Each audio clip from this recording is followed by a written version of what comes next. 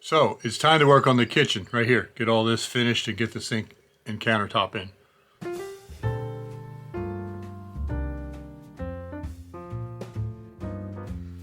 Hey everybody, this is Bill with Live Simple, Live Free, working on this box truck conversion. I'm still waiting on the wire to come in to do the wiring here so that I can finish up that ceiling and wallboard. So in the meantime, of course you've already seen this, I finished the cabinets, the shower, the dinette. So now what I'm going to do while I'm still waiting for the wire is finish up the kitchen. I want to put the countertop on, I want to get the sink installed and some of the plumbing down underneath. Now in a small little space like this, of course we have to take advantage of every little nook and cranny that we can. And the cabinets that we got came out to here, and the bed came to here, and this leaves a little bit of a gap. And so we found this. It's a sliding rack. It'll go in there. It'll be on sliders so you can pull it out and you can use it for spices and dish soap and whatever. It takes advantage of this gap right here. Otherwise I would have just put a board here just to fill it in. So that'll be my next project. And installing that is kind of slow and tedious. It's going to take a while, and it seems crazy to me to spend the time to do that right now when I've still got so much else to do over here. But I can't put in the countertop until I finish this. I have to put a board up here. I get that installed, then put a board up here, which will be the end of the cabinetry. Then I can put the countertop extended out to that point. So this is kind of like a little bottleneck. I can't do any of the rest of the kitchen until I get that installed. Now if you watched the last video when I built the dinette, you remember that I said that we had to build this too high for comfort to sit on because I needed to have room for all the solar stuff underneath of it, which means we need to bring the floor up underneath here for 4 inches. Also, the table's a little low right now, so if we raise it 4 inches, that'll take care of it. But what I've discovered is that when I start to do this, see this comes out past here, so I'm going to have to bring that platform out to here. So when I try to do this, it's all integrated. So I'm going to have to do this platform before I can work on the slide shelf that goes in here. It's always one thing after another. You try to do something and you realize you can't do that until you do this, and you can't do that until you do this. It's a big Rubik's Cube.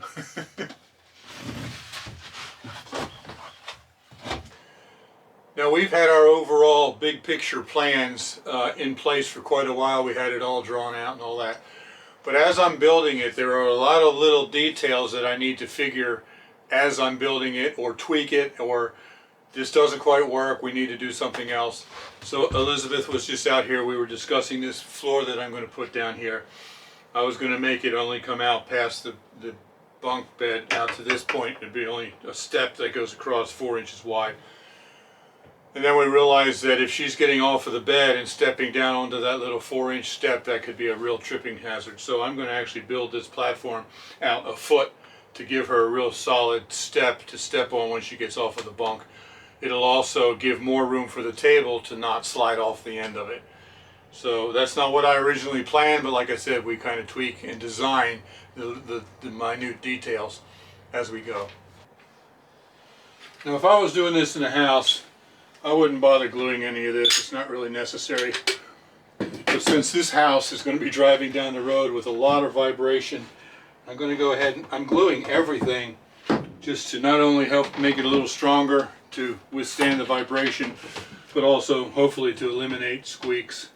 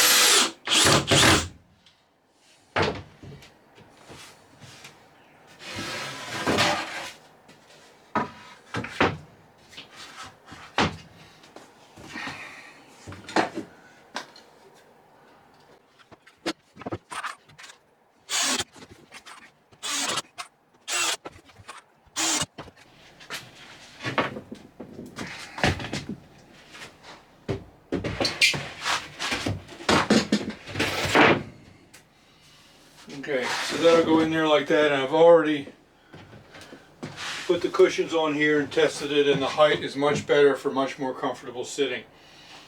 One of the things that I'm concerned about is that this is a 28-inch span, and there's a lot of flex when I step here.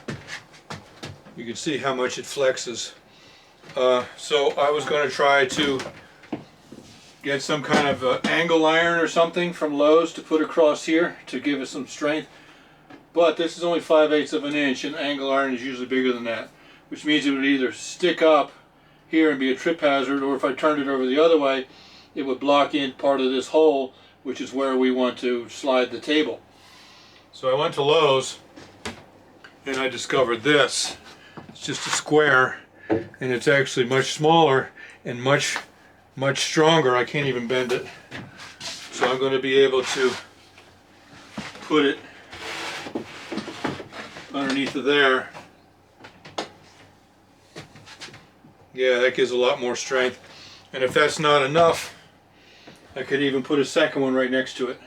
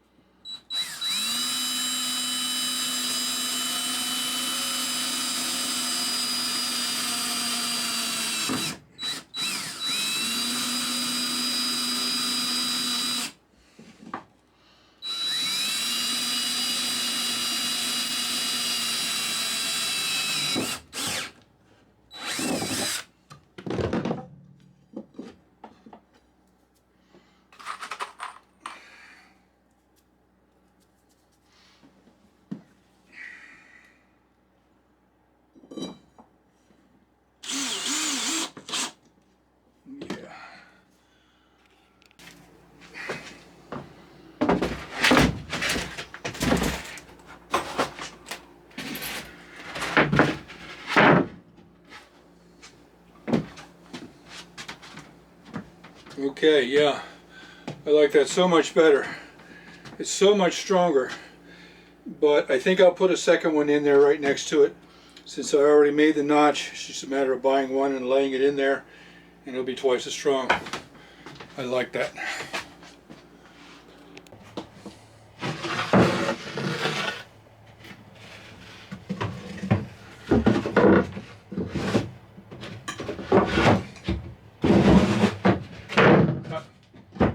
Perfect fit.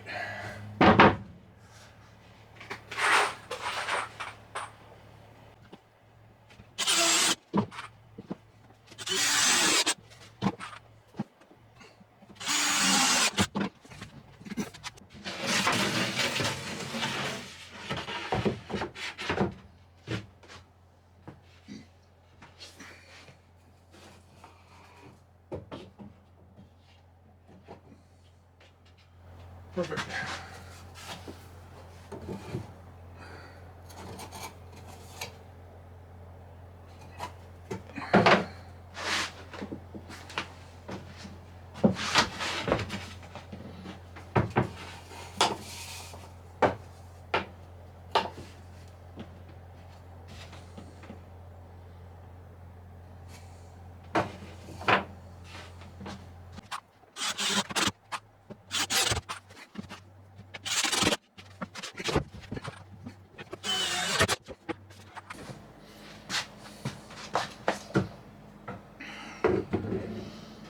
That's a perfect fit.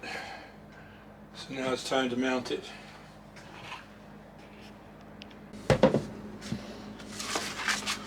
So they sent this template, which is very helpful.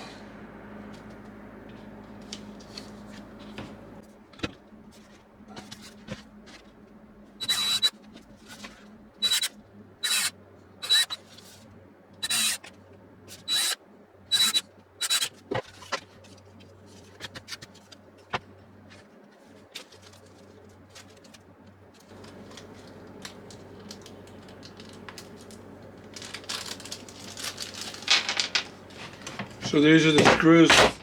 These are the screws they sent with it, and they're too long. They're going to stick out the bottom. So I'm going to screw them in just part of the way, and then put this in there, and hopefully screw it down the rest of the way, and that'll screw this into the piece below it. At least that's the plan. Don't know if it'll work.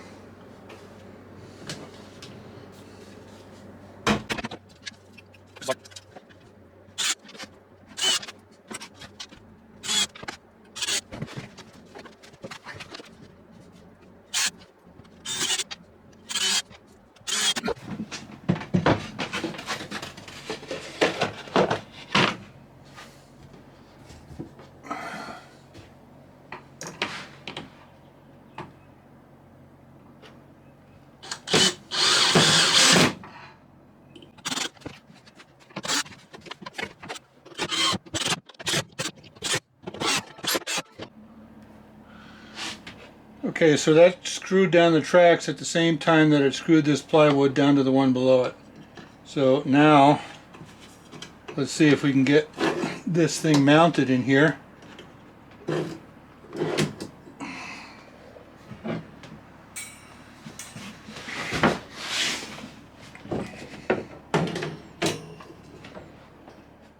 Should just snap in.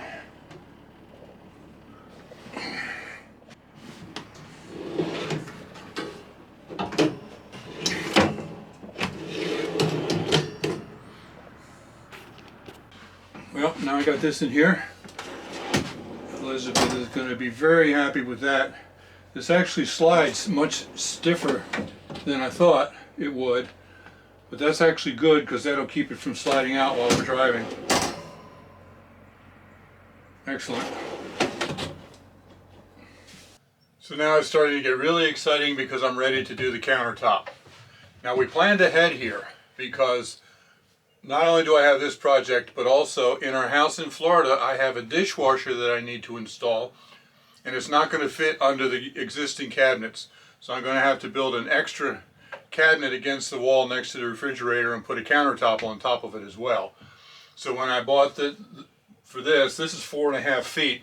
I bought an 8-foot piece so that when I cut this off, I could take the leftover down to Florida and finish the project down there. How cool is that? So I need to cut this off. I want it to be completely flush with this so it doesn't stick out into the seat here. So here's the countertop. I'm going to be cutting it right here for this part. The factory end is down there. I'm going to put the factory end, which is a really good cut, against the bunk. And then the cut that I make will be against the wall so that if my cut isn't perfect, you won't see it. This is just a standard, like I said, a standard kitchen countertop. You have to be very careful when you cut this stuff because this can very easily chip. So I bought a finishing blade for my Sawzall. You see, the teeth are much smaller and there's much more of them.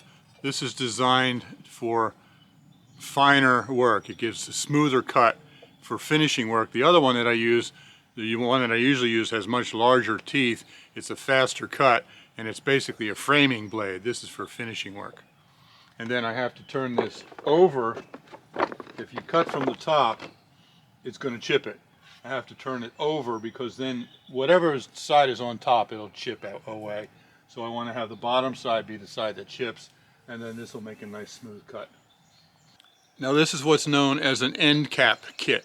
When I cut that off, I use this wood right here to reinforce the end where I cut it, and then down below here is some, I guess it's Formica, that matches the color, and I use an iron then to attach it to the end, which is going to be exposed so you don't see the wood underneath. And this has two of them, one behind the other, so you can do one on each side. Problem is, I don't have an iron. We haven't used an iron for years, so I might have to go buy a cheap iron from Walmart just to be able to attach this to the end. Crazy. Okay, now this is the kind of cut that you measure 3 times before you actually make the cut. Yes. Because if you make it wrong, then you're going to have to go buy another countertop, and that could be expensive. I'm having Elizabeth support the end of this so that when I cut it, it drops off. It won't tear up the Formica.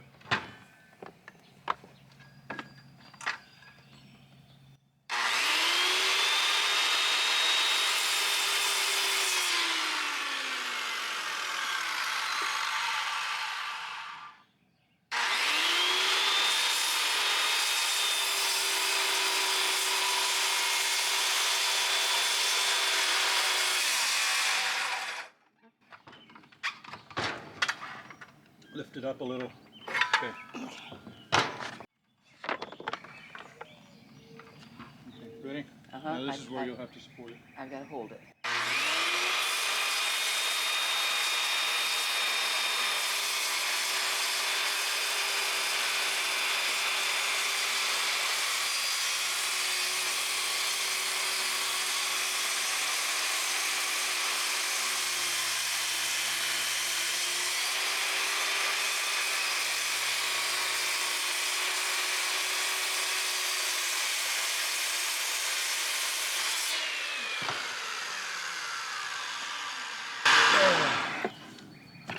Okay, thank you, dear. Oh, you're very welcome.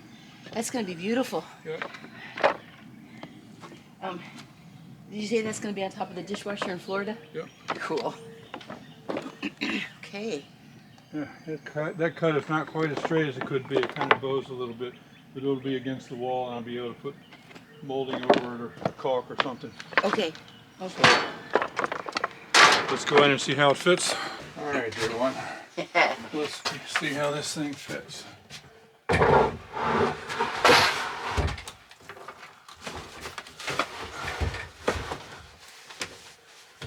Oh no. Just kidding. Oh, that's not funny. This, you're probably going to have to line it up. All right. I thought I cut it. I thought I cut it 1/8 of an inch short, but it just barely fits in there. So Okay. I got to put this piece on the end yet. Right. And bring this in. Okay. Yeah, okay, I can still make that work. I just won't. See, this is tight. Right. I was going to bring this piece of Formica all the way back here, but you won't see that anyway, so I can just cut it off right there. Okay. And just put it on like that. You're squishing another wire there, hon. You might want to get that out. There we go. All right. So, what do you think? That looks really cool. So this will actually come in just a hair. Yep. And be fine.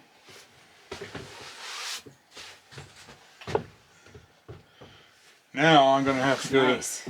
I'm going to have to go buy an iron so I can put that piece on the end here. Just nobody has clothes that need ironing anymore. No, and it shows how long it's been since I've done this kind of work. Yeah.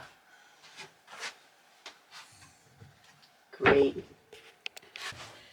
Now before I can fasten all of this down permanently, I have to cut the hole in the sink, and then it'll also be easier to do some of the plumbing without this in place.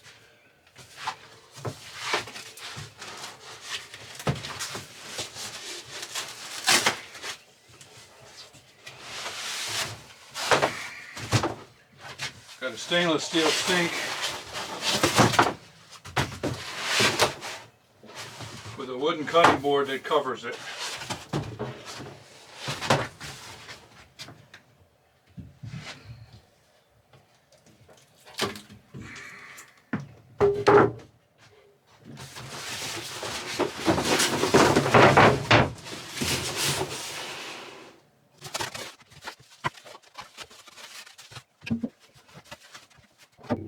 Pretty deep.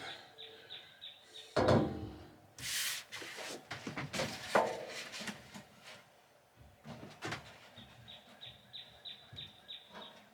then a sink like this always comes with a template. This is a cutout template, so I know exactly how big to make the hole.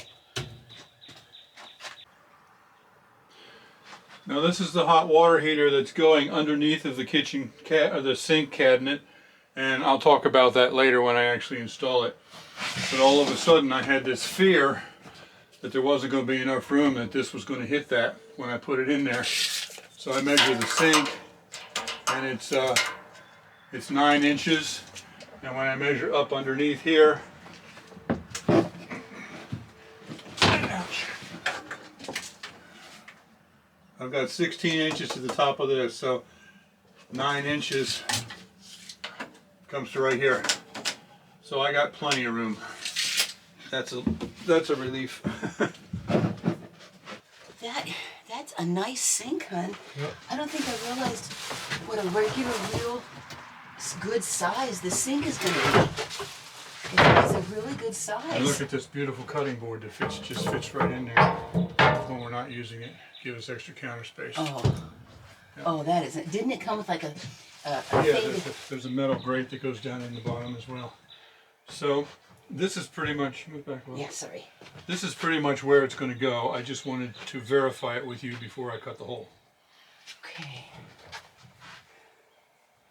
So it'll have just a wee bit of a space on this side. Yeah, there's not much room over there. You probably wouldn't put much there. Maybe you can set the dish soap over there, but that would be about it. Yeah, and that's okay. That's But okay. the drain is right here in the center, and we want to make, which would be right here. We want to make sure we leave enough room with all of that for the drain and that sort of thing. Actually, if we're going to have it over, have it over like far enough that it really works inside, because this gives us room to cook over here. Right. Yeah, I think that's a good spot, hon. Okay. Wow, I had no idea. I mean, that's one of the nicest RV sinks I've ever seen. I had no idea it was going to be that big. Yeah, stainless steel and fairly deep. Yep. Instead of those stupid little ones that some of them have, they're only 4 inches deep. Well, you can actually wash dishes in there and wash pans, And I have a tall faucet there to go in there too. so we can get water easily out of it. I'm thrilled, hon. I think that's awesome. Now this is going to be our only countertop, and the propane stove is going to be here when we're not using it. I mentioned this before. Just a Coleman 2-burner propane stove. When we're not using it, we can just slide it up here. That's a spot for it right Or we there. can take it out into a picnic table. Yeah. But then we'll just set it right there. So there really isn't any counter space, but that's why we're designing the table the way it is. It's just a collapsible, moving, folding table. We can just bring the table out and set it behind us. If we need counter space, then we can work there and here. I think that'll be good. Yeah. All right. Oh, goodness, even if the table's just sitting in its usual spot, Right. it forms good. Yeah, right there. Yeah. Right here. Forms right good there. counter space. And this is counter space if we're not using the sink right then. It's true. So it's a cutting board. Yep. Pretty cool. Okay, so I'll go ahead and cut the hole. This is exciting. Yep. This is really starting to look like it's itself.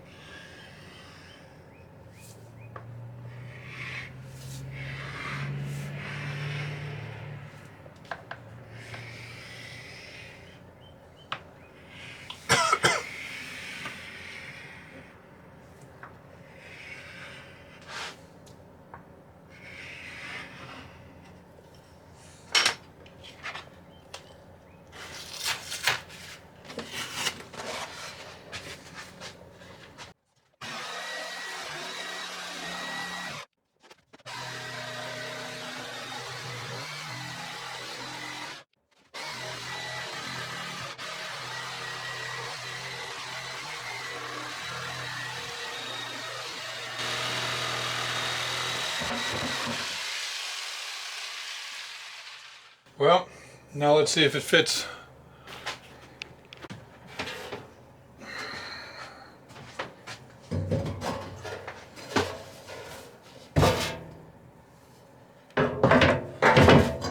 There it goes. Dropped right in. Perfect fit. Excellent.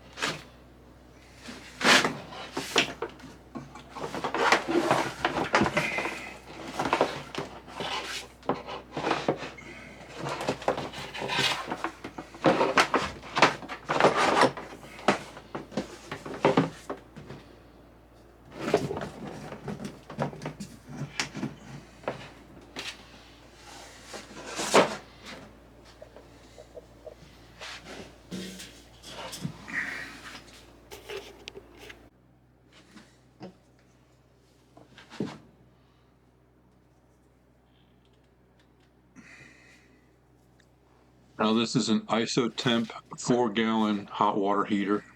I haven't used it yet, obviously, but it came highly recommended by my friend Jeff out in Utah, who will be installing my solar system for me. And it is a 110 powered heater, so you have to turn on the inverter in order to get the power. But here's what I really like about it. This particular model, you can actually hook up to the radiator through these nozzles right here, and so that when you drive, the engine coolant is actually running back through here and heating the water for you, which is really amazing. Now, Jeff also said that it is really well insulated. He said if you drive all day, you get there in the evening, the water's already hot. And he said the insulation, if you don't take a shower that night, the insulation will keep it so hot that you can still take a shower the next morning without turning on the electric to warm it up again. So we will not be hooking up this to the engine for this trip. I just simply don't have the time. So on this trip, we'll just be using the electric to heat it. But I'm very excited about the possibility of hooking it into the engine. That way you've always got hot water. You drive all day, you get there, you've got hot water. You don't have to turn it on, and you're going to save a lot of battery power that way.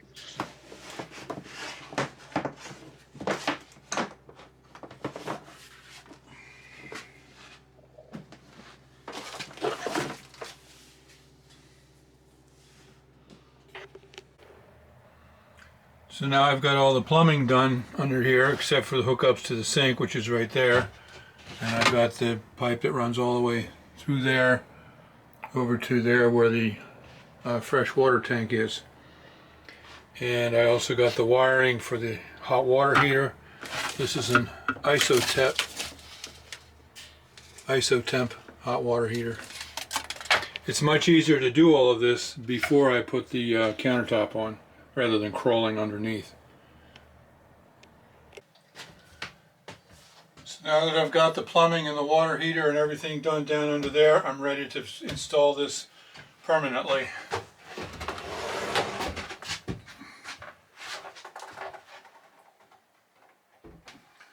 So here's how you mount the countertop. You put glue around here, so ultimately it'll be glued down. But then there's also these triangle pieces of wood in here that give strength to the cabinet itself. Once you put it down, you screw up through this, up into the bottom part of the cabinet.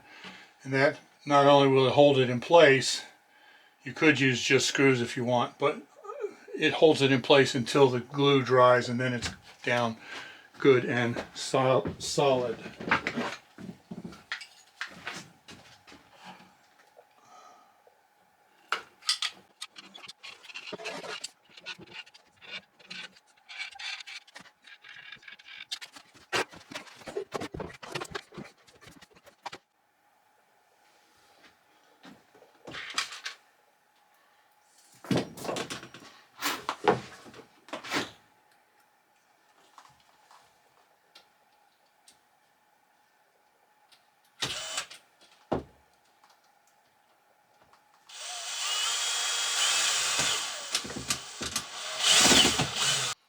Okay, you're not going to be able to see much of this, but I got to go up underneath and put all those screws in.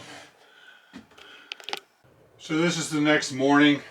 The glue is now dry. This is set in here permanently in place. It's not going anywhere. So the next thing to do is install the sink in the hole over there. Now, this is the faucet. Huge, huh? Has a pull-out thing there. I'm kind of excited about this. I'm going to install this here because it'll be a lot easier to do here than to reach up underneath and install it after the sink is in place.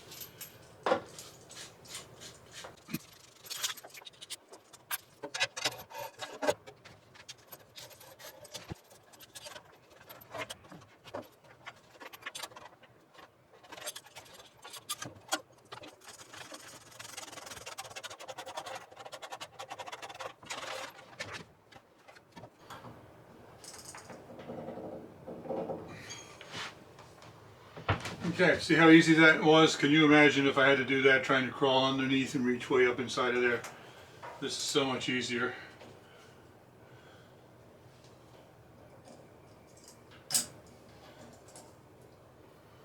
Okay, let's get this thing installed. Now on the underside of the sink, it has these clips all the way around. And it has these. And what you do is you drop it into the countertop. And then you hook that in there. And then you tighten this up. And it squeezes against the underside of the countertop. And there's two of those on each side all the way around.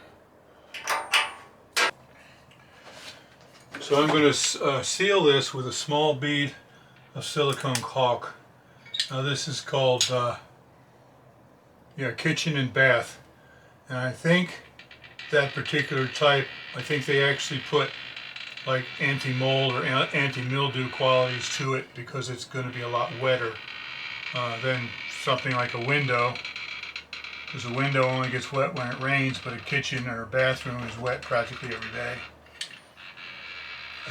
I actually bought this tube quite a while ago, and I thought it was white. And now that I look at it, it's clear, and that's perfectly fine. The white would have maybe shown a little bit, and this clear won't.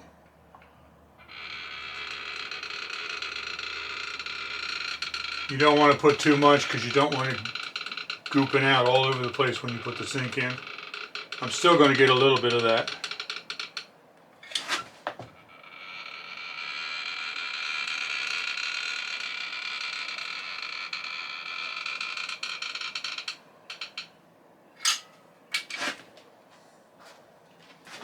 Let's set this sink in place.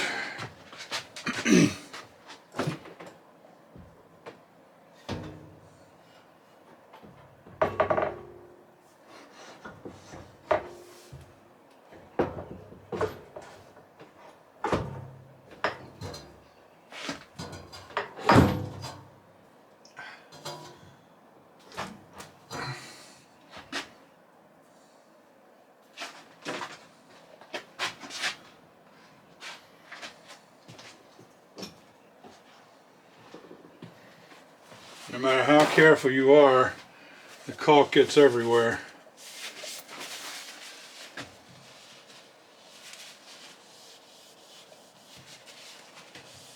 Now I'm going to have to go underneath to put all these clips in. You're not going to be able to see that because when I'm under there, I can barely see it.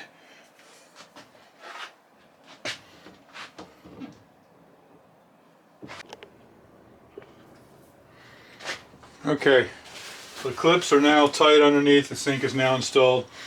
Next thing I need to do is take out the excess caulk here.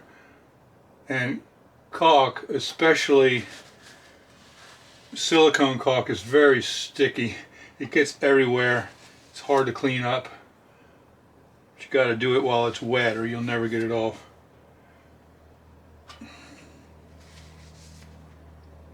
So, dear one, what do you think of your new kitchen? This is just coming along so beautifully. I love it. Okay, I'll give you the big tour.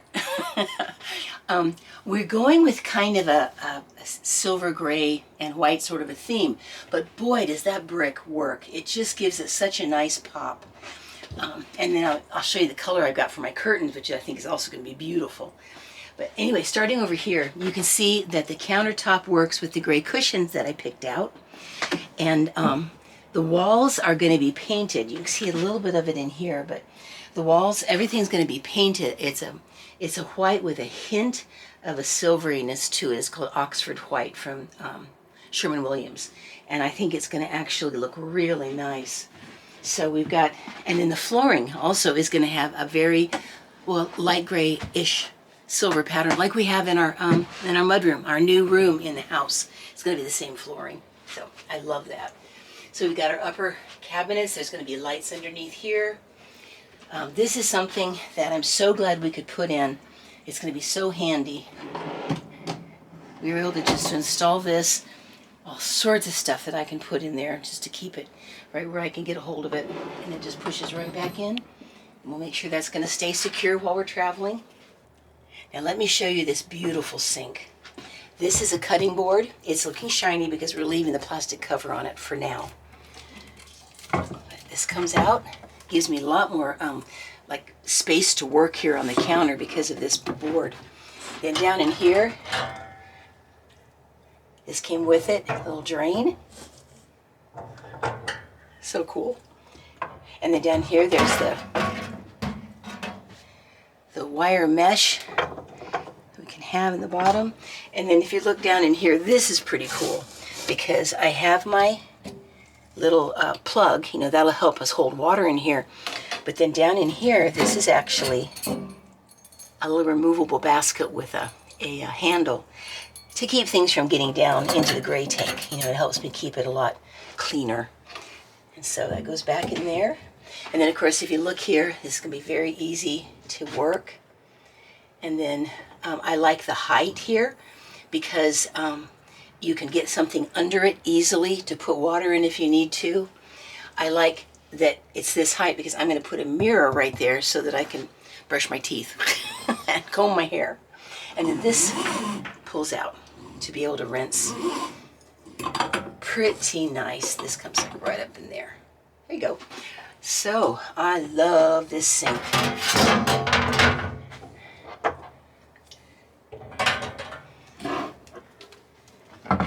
It should be a good depth, and it should give us a, oops, that didn't hurt anything. It should give us a really workable sink. So, I love it, hon. It's happening. This is so fun.